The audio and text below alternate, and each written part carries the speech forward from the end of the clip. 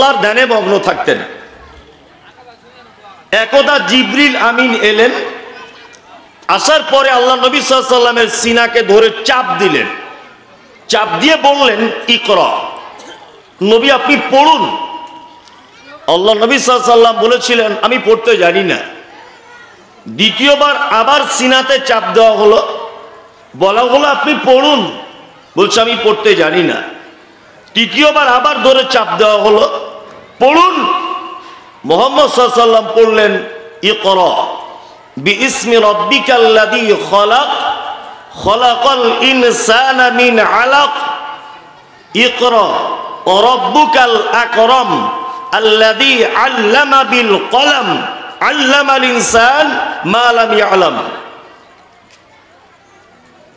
তখন তিনি হিলফুল ফুজুল সংগঠন চালাচ্ছেন, মানে সমাজ থেকে অপরাধ মুক্ত সমাজ গড়তে চাচ্ছেন, কিন্তু নিজস্ব সীমাবদ্ধ জ্ঞান দিয়ে এটা কখনো সম্ভব হয়নি। জিবরিল আমিন এসে বলছেন ইকরা, আপনি পড়ুন বিইসমি রাব্বিকাল্লাযী খলাক, ওই রবের নামে পড়ুন যে রব আপনাকে সৃষ্টি করেছে।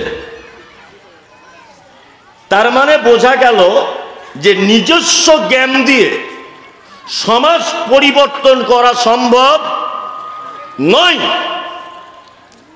আল্লাহর প্রদত্ত কিতাব অর্থাৎ ওহীর জ্ঞান দিয়ে সমাজ পরিবর্তন করা সম্ভব কি সম্ভব নয়? সম্ভব। আজকে বড় আফসোস লাগছে, খুব আফসোস। আমাদের নবী মুহাম্মদ সাল্লাল্লাহু আলাইহি ওয়াসাল্লাম এই মক্কাতেই যারা তার মায়ের সঙ্গে ব্যভিচার করত, যারা তার বোনের সঙ্গে রাত্রি যাপন করত, যারা মানুষ মারা গেলে তার মাথাটা কেটে মাথার এই জায়গাটা মদ পান করার পাত্র বানাতো, যাদের কাছে ছিল সুদ হালাল, যাদের কাছে ছিল মদ হালাল, যাদের কাছে ছিল 360টা দেবদেবী, এই সমস্ত কুসংস্কারে নিমজ্জিত জাতিকে আল্লাহ নবী সাল্লাল্লাহু আলাইহি ওয়াসাল্লাম একটি মাত্র কিতাবের দাওয়াত দিয়ে মানুষকে অন্ধকার থেকে টেনে আলোর দিকে নিয়ে এসেছিলেন। এসেছিলেন কি ছিলেন না? সমস্ত কুসংস্কার ত্যাগ করে তারা এক পর্যায়ে কোরআনের ছত্র ছায়াতে এসেছে। এসেছে কি এসেছে না? এসেছে। বর্তমান জামানা মিলিয়ে দেখুন, হিতে বিপরীত। আজও সেই কোরআন মাজিদ আছে, আজ নবী নেই, সাহাবী নেই, তাবে তাবী নেই, রাসূল নেই, কিন্তু আল উলামা ও ওয়ারাসাতুল আম্বিয়া, নবীদের ওয়ারিসগণ অর্থাৎ আলেম ওলামাগণ আজও সমাজে আছে। আছে না নেই? আছে। সেই কোরআন আজও আছে। যে জাতি 360টা দেবদেবীকে ত্যাগ করেছে এর শিক্ষার ফলে, যে জাতি মদ পান ছেড়েছে, সুদ ছেড়েছে, ব্যভিচার ছেড়েছে, গোত্তরীয় ঝামেলা ছেড়েছে, সমস্ত কিছু থেকে মুক্ত হয়েছে একটি মাত্র কিতাবের শিক্ষার কারণে। আর আজ সেই মুসলিম জাতি, অনেক জায়গাতে হিন্দু ভাইদের এখন উৎসব চলছে, মুসলমান ছেলেরা, মুসলমান নেতা নেত্রীরা, মুসলমান এমএলএমপিরা, তারা দেখছি আজকে সেই উৎসবের উদ্বোধনী অনুষ্ঠানের ফিতা কাটছে মুসলমানেরা। কাটছে না? আল্লাহু আকবার! কি অবস্থা! মানে এখনো আইয়ামে জাহেলিয়াত চলছে। কি আশ্চর্য! মেয়েগুলো তো খুব একদম চিল্লামিল্লি বন্ধই করে না, এরা মানে বুঝেই না কিছু। যান আপনারা বাড়ি চলে যান, খালা বাড়ি চলে যান। তো নিজের সর্বনাশ করছে, আবার আর একজন আরো সর্বনাশ করছে। চিল্লামিল্লি করিয়েন না মা, আপনাকে বারবার বলছি চিল্লামিল্লি করিয়েন না। আসলে আমার বক্তব্য তো সবার পছন্দ হয় না, কারণ আমি ওই সুরসাট দিয়ে বলি না, ওই একটা করে বলি, ওই জন্য সবাই পছন্দ করে না। তবে কার পছন্দ হলো না হলো এটা তো আমার দেখার বিষয় নয়। পবিত্র আল কোরআনে তো কথা আল্লাহ তাআলা বলেছেন, কালিলাম মা তাযাক্কারুন, পৃথিবীতে অল্প সংখ্যক মানুষরাই তারা আমাকে স্মরণ করে। এক জায়গাতেও এই যে আবু দাউদ পড়ানোর একজন যোগ্য আলেম বসে আছে, আমার থেকে বয়সে অনেক ছোট, 10 বছরের ছোট। আমি সব জিজ্ঞেস করলাম, 10 বছরের ছোট। তা ছোট ভাই হিসাবেই বলছি, জিজ্ঞেস করে দেখুন, ইলমে জ্ঞানের দিক দিয়ে আমার থেকে অনেক বড় করেছে আল্লাহ ওনাকে। যাই হোক, জিজ্ঞেস করে দেখুন যে পবিত্র আল কোরআনে এক জায়গাতে এটা আপনি পাবেন না যে অধিক অংশ লোক, অর্থাৎ বেশিরভাগ লোক আল্লাহকে স্মরণ করে, এ কথা নয়। আল্লাহ বলছে অল্প সংখ্যক লোক আমাকে বোঝে। আমি এই সূরাটির এবারে আপনাদের সামনে শুরু করছি বাংলায় অনুবাদ। শুরু করার আগে বলে রাখছি, পবিত্র আল কোরআনের 1, 2, 3, 4 সিরিয়ালের দিক দিয়ে 56 নম্বর সূরা। এই সূরাটির নাম ওয়াকিয়া।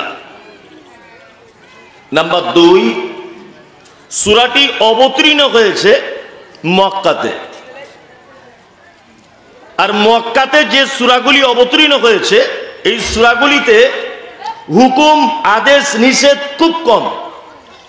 এই সূরাগুলিতে আপনি দেখতে পাবেন বেশিরভাগ জান্নাত, জাহান্নাম, স্রষ্টার পরিচয়, হযরত মুহাম্মদ সাল্লাল্লাহু আলাইহি ওয়াসাল্লামের মান্যতার ব্যাপারে আগ্রহী, এই সমস্ত ব্যাপারগুলো বেশি আলোচনা করা হয়েছে।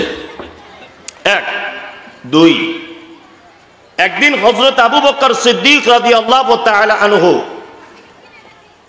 আল্লাহ নবী সাল্লাল্লাহু আলাইহি ওয়াসাল্লামকে জিজ্ঞাসা করছেন, আল্লাহ নবী, আপনি তো বুড়ো হয়ে যাচ্ছেন, আপনি তো বৃদ্ধ হয়ে যাচ্ছেন, আর আপনাকে তো দেখে বুড়ো বুড়ো মতো লাগছে, কারণ কি? আল্লাহ নবী সাল্লাল্লাহু আলাইহি ওয়াসাল্লাম বলছেন, আবু বকর, আমাকে পবিত্র আল কোরআনের কয়েকটি সূরা আমার বয়সটাকে কমিয়ে দিচ্ছে, আমাকে দুর্বল করে দিচ্ছে। তার মধ্যে এক নম্বর হচ্ছে সূরা ওয়াকিয়া, 2 সূরা মুরসালা, 3 সূরা হুদ, 4 আম্মা ইয়াতাসাআলুন আনিন নাবাইল আযীম এই সূরাটি, আর একটা সূরা তাকবীর, ইযা শামসু কুব্বিরাত।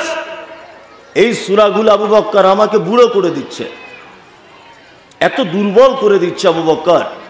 কারণ এই সূরার ভিতর আল্লাহ সুবহানাহু ওয়া তাআলা জান্নাত এবং জাহান্নাম এই দুটো ব্যাপারে এবং কিয়ামত সম্পর্কে মারাত্মকভাবে আলোচনা করেছেন। আর একটা মানুষকে আল্লাহমুখী করতে গেলে সব থেকে বেশি আলোচনার প্রয়োজন জান্নাত আর জাহান্নাম।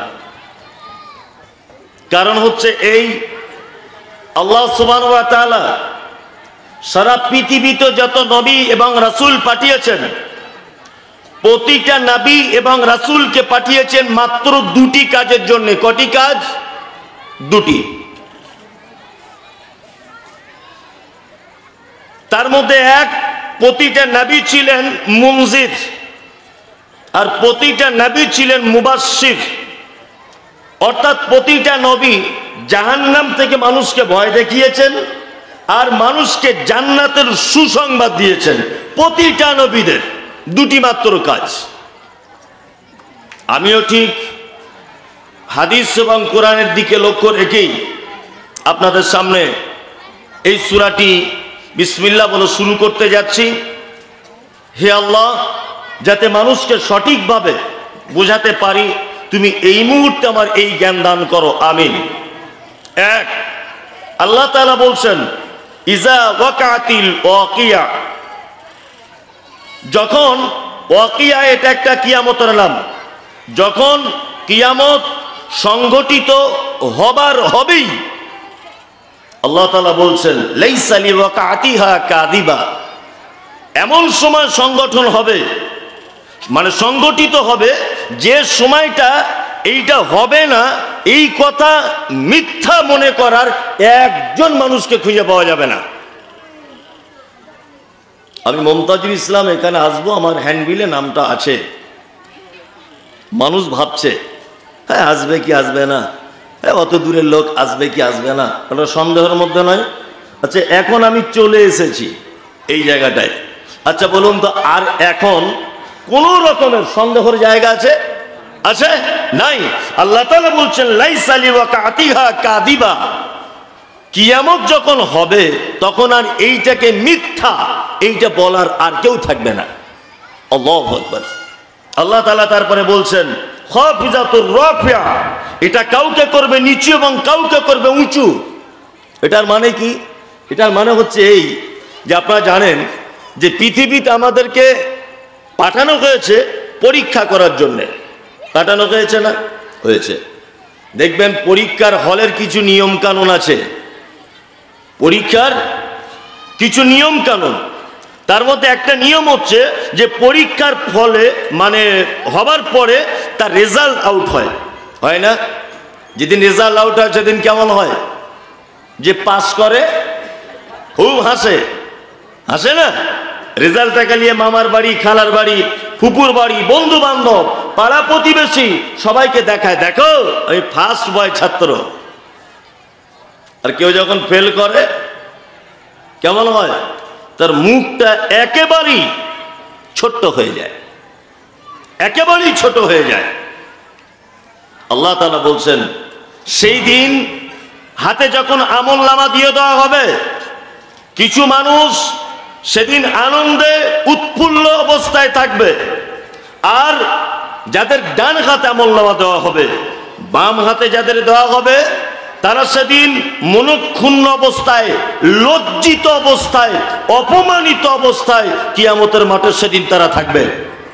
তিন দলে মানুষ বিভক্ত হবে কিয়ামতের মাঠে। কটা দলে? তিনটা দলে। আসহাবুল ইয়ামিন, তারা থাকবে আরশের ডান দিকে, যাদের ডান হাতে আমলনামা দেওয়া হবে, বা আল্লাহ সুবহানাহু ওয়া তাআলা থাকবেন তার ডান দিকে থাকবে। নাম্বার 2 আসহাবুস শিমাল, এক শ্রেণী মানুষ তারা থাকবে বাম দিকে, আর এক শ্রেণী মানুষ আস-সাবিকুন আস-সাবিকুন, তারা থাকবে আল্লাহ সুবহানাহু ওয়া তাআলার সামনে। এরা কারা? যারা সামনে থাকবে এরা হচ্ছেন নবীগণ, সিদ্দিকগণ, শহীদগণ। এরা থাকবেন আল্লাহ সুবহানাহু ওয়া তাআলার সামনে। আর এক শ্রেণী মানুষ থাকবে ডান দিকে, আর এক শ্রেণী মানুষ থাকবে বাম দিকে। ডান দিকের মানুষেরা জান্নাত চলে যাবে, সামনে দাঁড়িয়ে থাকা মানুষেরা তারা জান্নাত চলে যাবে। বিপদে পড়বে কারা? বাম দিকের মানুষেরা, যারা আল্লাহ তাআলার বাম দিকে থাকবেন। আল্লাহু আকবার। আল্লাহ তুমি আমাদের সকলকে ডান দিক কবুল করে নাও, আমিন। তাছাড়া বড় বিপদ হয়ে যাবে। বিপদগুলো একটা একটা করে বলছি আপনাদের সামনে।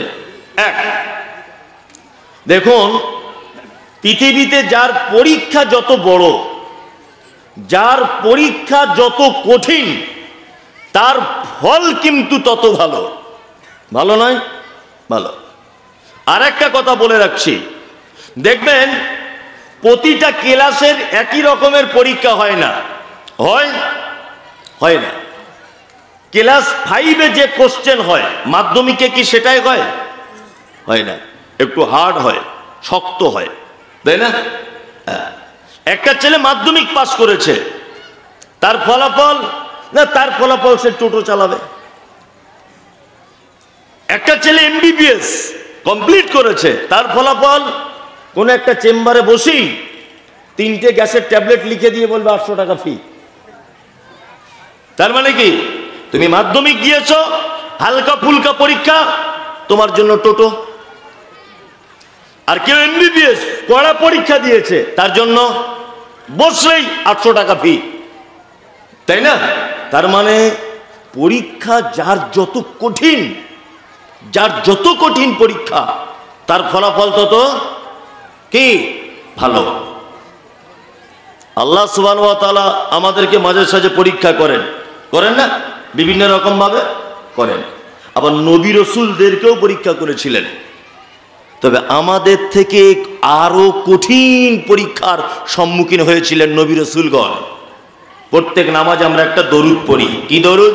আল্লাহুম্মা সাল্লি আলা মুহাম্মাদ ওয়া আলা আলি মুহাম্মাদ কামা সাল্লাইতা আলা ইব্রাহিম ওয়া আলা আলি ইব্রাহিম ইন্নাকা হামিদুম মাজিদ। বাংলা মানে কি? আল্লাহ তাআলা এইভাবে রাসূলুল্লাহ শিখিয়ে দিয়েছেন যে তোমরা যখন নামাজের ভিতরে তাশাহুদে বসবে এই দরুদটা পড়বে, আল্লাহুম্মা সাল্লি আলা মুহাম্মাদ, আল্লাহ তুমি শান্তি বর্ষণ করো মুহাম্মাদের উপরে, ওয়া আলা আলি মুহাম্মাদ, এবং মুহাম্মাদের পরিবারের উপরে, কামা সাল্লাইতা আলা ইব্রাহিম, যেমন তুমি শান্তি বর্ষণ করেছিলে ইব্রাহিমের উপরে, ওয়া আলা আলি ইব্রাহিম, এবং ইব্রাহিমের পরিবারের উপরে। প্রত্যেক নামাজে নবী ইব্রাহিমের নাম বলা লাগে কি লাগে না? লাগে। এ মুসলমানই করে না? করে, খাতানা করে। এটা কোন নবীর সুন্নত? ইব্রাহিম ইসমাইল বাপ বেটা, তাই তো? এই যে হজে যাচ্ছেন, হজ করার নিয়ম কি? ধরে নেন আপনি ওমরায় যাবেন, ওমরা যাবার নিয়ম কি? ওমরায় যাবার পরে আপনাকে সাফা মারওয়া সাই করতে হয়, হয় না? যারা গেছেন জানেন, যারা জাননি আপনারা জানবেন না। সাফা মারওয়া পাহাড়, এখন তো আর পাহাড় দেখা যায় না, এখন তলাতে পাহাড়, উপরে বিল্ডিং করে দিয়েছে, তার উপরে ছুটতে হবে। সব জায়গায় দৌড়াতে হয় না। এই প্যান্ডেলটার মতো একটা জায়গা গ্রিন সিগন্যাল আছে, ওই গ্রিন সিগন্যালে এলে আপনাকে ছুটতে হবে। এই যে সাফা এবং মারওয়া, এই যে মানুষ হজে গিয়ে বা ওমরাতে গিয়ে ছোটাছুটি করে, আচ্ছা বলুন তো এটা কোন নবীর সুন্নত? ইব্রাহিম আলাইহিস সালামের বিবি, তাই না? তার মানে ওনারই পরিবারের সুন্নত এটা।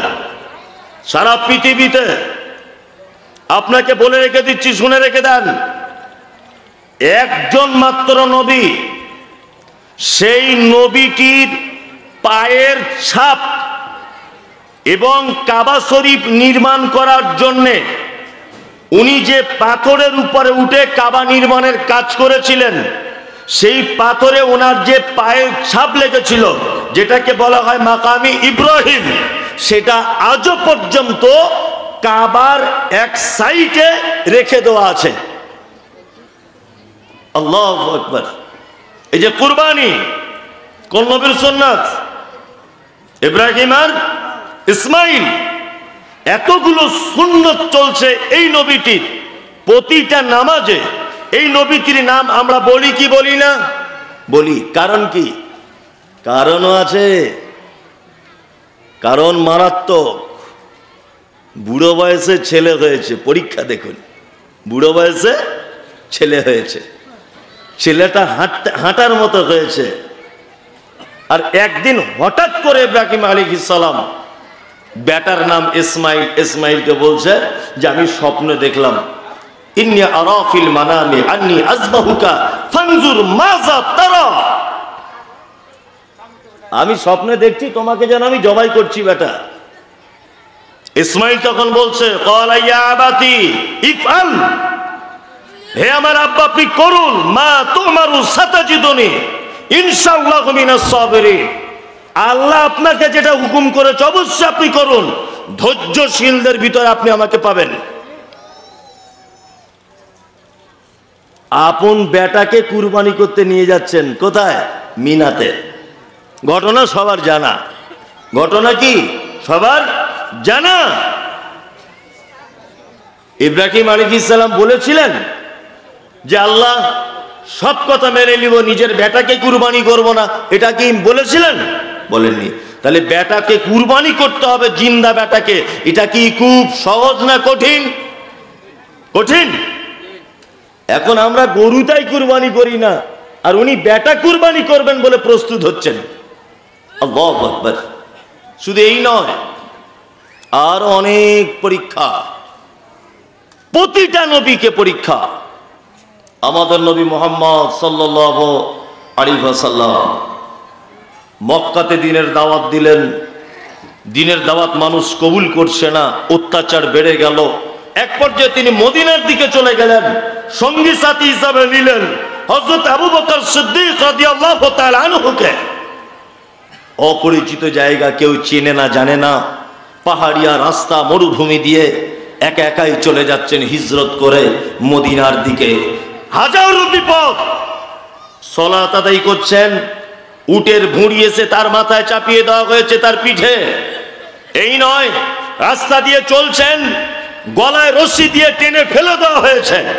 আল্লাহ নবী সাল্লাল্লাহু আলাইহি ওয়াসাল্লাম মক্কাতে ইসলাম প্রচার করতে করতে আল্লাহ নবী সাল্লাল্লাহু আলাইহি ওয়াসাল্লামের চাচা মারা গেলেন। আম্মাজান খাদিজাতুল কুবরা রাদিয়াল্লাহু তাআলা আনহা তিনি মারা গেলেন।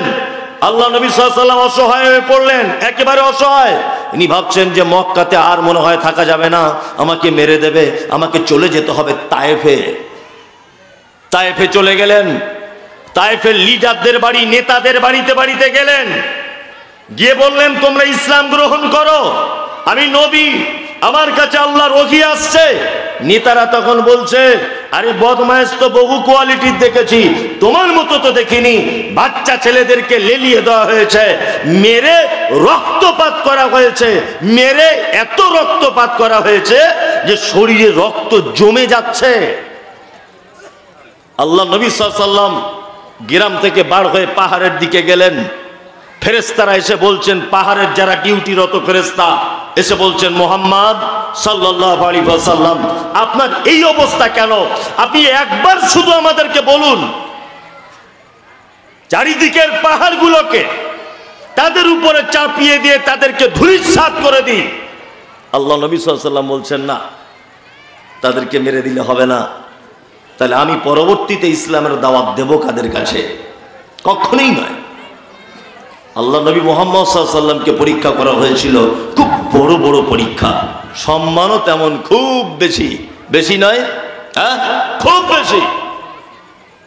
আল্লাহ তাআলা বলছেন যে সেই দিন কিয়ামতের মাঠে কিছু মানুষ তারা হবে খুব আনন্দে থাকবে, আর কিছু মানুষ অপমানিত হবে।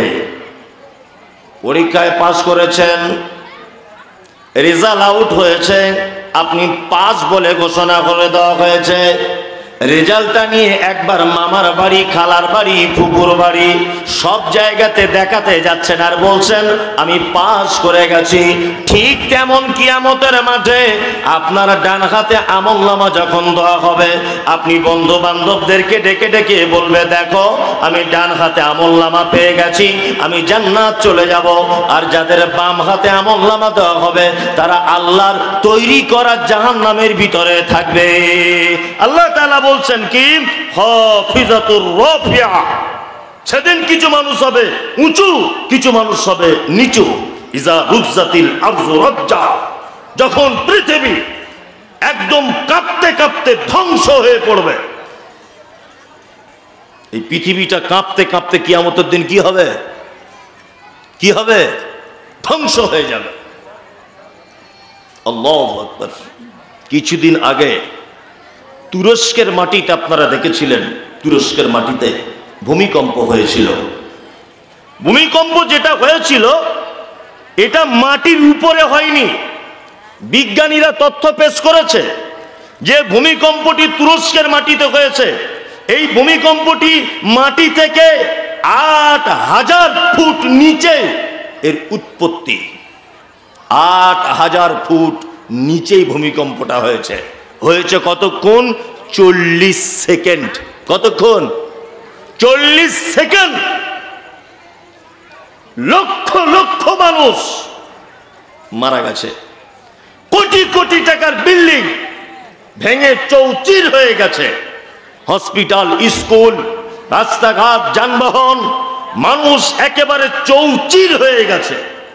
কতক্ষণ হয়েছে? ৪০ সেকেন্ড।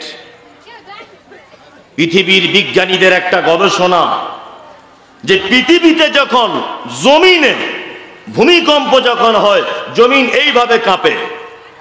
আবার কেউ কেউ তথ্য পেশ করছেন যে তলায় একটা স্তরের প্লেট আছে, এই প্লেটগুলি সরে যাবার ফলে পৃথিবী কাঁপতে শুরু করে। আরে এটা তো তুরস্কের ভূমিকম্প, এটা তো সুনামির জলোচ্ছ্বাস, এটা তো বাংলাদেশের ভূমিকম্প, এটা তো নেপালের কাঠমান্ডুর ভূমিকম্প আমরা সোশ্যাল মিডিয়ার মাধ্যমে দেখি। আর আল্লাহ তাআলা কিয়ামতের দিনে ভূমিকম্প করবেন, এ ব্যাপারে তিনি বলেছেন ইজা যুলজিলাতিল আরযু যুলজালাহা ওয়া আখরাজাতিল আরযু আসকালাহা। আল্লাহু আকবার। কিয়ামতের দিনের ভূমিকম্প, মাটি কাঁপতে কাঁপতে ধ্বংস হবে। ওয়া আখরাজাতিল আরযু আসকালাহা, আর মাটির তলায় থাকা জিনিসগুলোকে উপরে তুলে দেওয়া হবে। সেদিনকার ভূমিকম্প কেমন হবে? ঢালাই মেশিনে মশলা মাখানো দেখেছেন? একদিকের মশলা আর একদিকে নিয়ে চলে যায়, দেখেছেন না? এই তেমন উপরের মাল নিচে চলে আসবে, নিচের মাল উপরে চলে আসবে। এটা আল্লাহর ভূমিকম্প। সেদিন যে কত কঠিন, এর নাম কিয়ামতের মাঠ। কিয়ামতের মাঠ সম্পর্কে আল্লাহ তাআলা বলেন, ইয়া আইয়ুহান নাসু তাকু রাব্বাকুম ইন্না জালজালাতাস সাআতি শাইউন আযীম। আল্লাহ তাআলা বলছেন, হে মানুষ, তোমরা আমাকে ভয় করো, তোমরা আমাকে ভয় করো। আল্লাহ বলছেন, ইমানের স্বীকৃতি প্রদানকারীরা, তোমরা তোমার রবকে ভয় করো। নিশ্চয়ই কিয়ামতের দিনের মহা কঠিন আযাব বড়ই কঠিন, আযীম, মহা ক্ষমতাশীল, মহা ভয়ঙ্কর ব্যাপার। কিয়ামতের দিনটা ভয়াবহ দিন। কেমন ভয়াবহ? আল্লাহ তাআলা বলছেন, কি বলছেন? ইয়াউমা তারাউনাহা তাযহালু কুল্লু মুরজিআতিন আম্মা আরজাআত ওয়া তাযাউ কুল্লু যাতি হামলিন হামলাহা ওয়া তারান নাসা সুকারা ওয়া মা হুম বিসুকারা ওয়ালাকিন্না আযাবাল্লাহি শাদীদ। কিয়ামতের দিনের বিভীষিকা বলতে গিয়ে আল্লাহ সুবহানাহু ওয়া তাআলা বলছেন, সেদিন মা তার বাচ্চাকে দুধ পান করাতে ভুলে যাবে। নাম্বার 2, গর্ভবতী মেয়েরা যাদের পেটে বাচ্চা থাকবে, নিচের দিক দিয়ে বাচ্চা পড়ে যাবে, তারা বুঝতে পারবে না। আল্লাহু আকবার। মানুষগুলিকে দেখতে পাওয়া যাবে, মানুষরা সব যেন মাতালের মতো করে ঘুরছে। আল্লাহ তাআলা বলছেন, ওমা হুম বিসুকারা, একজনাও তারা মদ পান করেনি। ওয়ালাকিন্না আযাবাল্লাহি শাদীদ, শুধুমাত্র আমার কঠিন আযাবের ভয়ে মানুষ মাতালের মতো করে ঘুরবে। এর নাম কিয়ামতের মাঠ।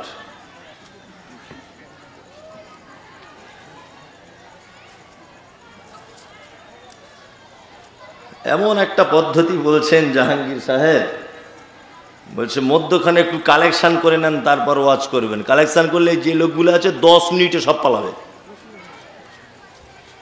মানুষ অত বোকা আছে, সব মানুষ পালাবে, তাই না? সব পালাবে। আল্লাহ, যাই হোক, তবুও বলবেন ইনশাআল্লাহ। আল্লাহ সুবহানাহু ওয়া তাআলা বলছেন, বুসাতিল জিবাল বাসা, কিয়ামতের দিনে পাহাড়গুলোকে চূর্ণ বিচূর্ণ করে দেওয়া হবে, ধুলোর মতো উড়িয়ে দেওয়া হবে। আমরা পৃথিবীর উপরে যে পাহাড়গুলো দেখি, এগুলো তো অল্প পাহাড়, একেবারে অল্প পাহাড়। যতটা উপরে তার থেকে বেশি থাকে নিচে। নাম্বার 2, পাহাড় পৃথিবীর জমিনে যতটা আছে, সমুদ্রের গভীরে, সাগরের গভীরে এর থেকেও লক্ষ কোটি গুণ বেশি পাহাড় মজুদ করে রাখা হয়েছে।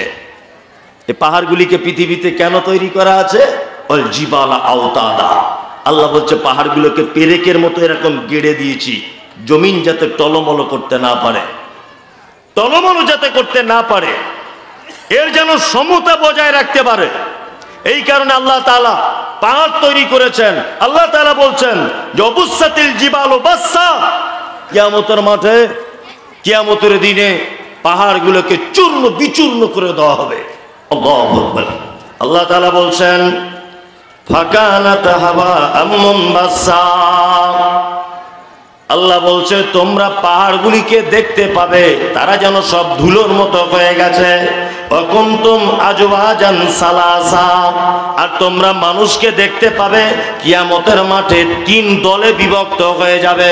3 দলের ভিতরে কারা? আল্লাহ বলছেন, ফাসাহাবুল ইয়ামিন মা সাহাবুল ইয়ামিন, তারা হবে ডান দিকের লোক। তারা হবে কোন দিকের লোক? এক শ্রেণীর ডান দিকে। আল্লাহ তারপরে বলছেন, ওয়া আসহাবুল মাশামা মা সাহাবুল মাশামা, আর তারা হবে বাম দিকের দলের লোক।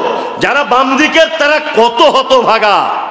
আল্লাহ তাআলা বলছেন, যারা বাম দিকের তারা অনেক হতভাগা। আল্লাহ তাআলা বলছেন, আস-সাবিকুন আস-সাবিকুন, আর অগ্রবর্তী যারা, অর্থাৎ আল্লাহ সুবহানাহু ওয়া তাআলার আগে যারা থাকবে কিয়ামতের মাঠে, এদের ব্যাপারে তো অনেক অনেক অনেক জান্নাতে ভরা। এই সব বক্তব্য আমি বুঝতে পারছি আপনাদের কাছে চলবে না।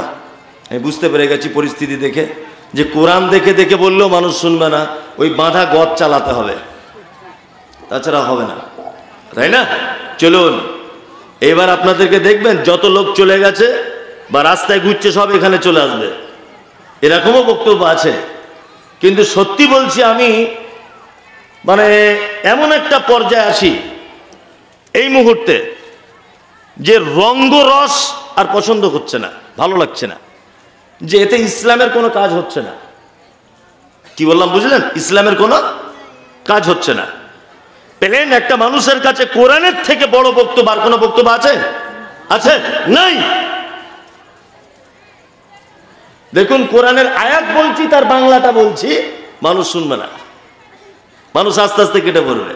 তাই দুটো দলের কথা আমি আপনাদেরকে বলি। এক, ডান দিকের লোক যাবে কোথায়? কোথায়? জান্নাতে। বাম দিকের লোক যাবে কোথায়? জাহান্নামে, তাই তো? এই দুটো ব্যাপারে আপনাদেরকে একটু একটু করে আলোচনা করে শুনিয়ে দেওয়া যাক। প্রথম বলি জাহান্নামটা কেমন, তারপরে আপনাদেরকে বলি জান্নাতটা কেমন। এক, আমাদের নবী মুহাম্মদ সাল্লাল্লাহু আলাইহি ওয়াসাল্লাম তিনি বলছেন, একটা বড় ধরনের পাথর, কুইন্টাল কুইন্টাল ওজন, এই পাথরটা যদি জাহান্নামের দিকে যদি নিক্ষেপ করা হয় তাহলে তার শেষ পর্যায়ে পৌঁছাতে টাইম লাগবে 70 বছর। কত বছর?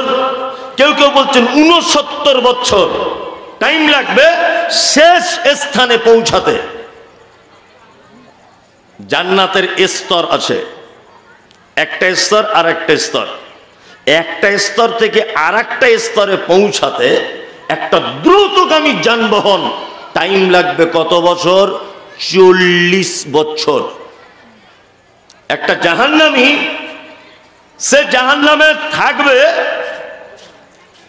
এই জাহান্নামীর একটা কান থেকে আর একটা কান পর্যন্ত এর দূরত্বটা হবে কতটা? না, একটা দ্রুতগামী যানবাহন 100 বছর রাস্তা চললে যতটা রাস্তা যাবে ততটা রাস্তা। একটা জাহান্নামীর এই জায়গাটা, আল্লাহু আকবার, তার দাঁত হবে কেমন? না উহুদ পাহাড়ের সমান।